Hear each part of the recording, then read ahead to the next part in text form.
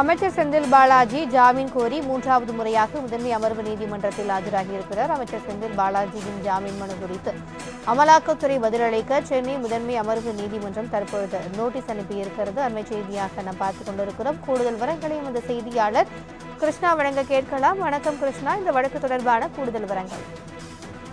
வணக்கம்.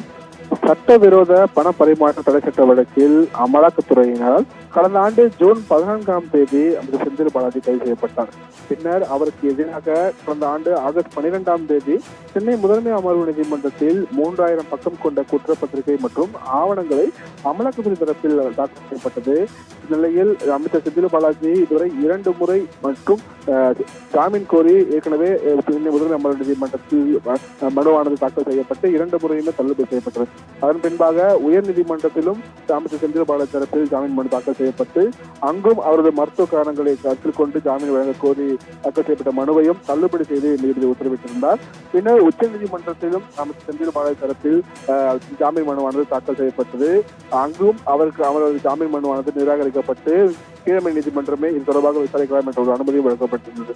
இந்த நிலையில் அமைச்சர் செந்தில் பாலாஜியின் ஜாமீன் மனு குறித்து இன்று 3வது முறையாக சென்னை முதன்மை அமர்வு நீதிமன்ற அள்ளி முன்பாக இன்று விசாரணையானது வந்தது. அப்போது அமைச்சர் செந்தில் பாலாஜி ஜாமீன் மனு குறித்து அமலாக்கத்துறை பதிலளிக்க சென்னை முதன்மை அமர்வு நீதிமன்றமானது நோட்டீஸ் பிறப்பித்திருக்கிறது.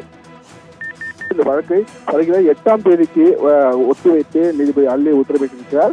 உடல்நிலை அடிப்படையாக வைத்து ஜாமீன் வழங்க உச்சநீதிமன்றம் மறுத்ததை அடுத்து முதன்மை அமர்வு நீதிமன்றத்தில் இந்த மனுவானது 3வது முறையாக தாக்கல் செய்யப்பட்டிருக்கிறது.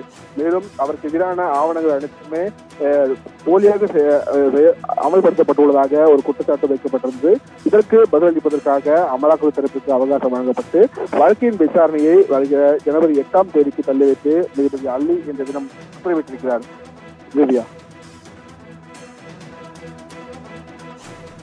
கூடுதல் விவரங்களுக்கு நன்றி கிருஷ்ணா.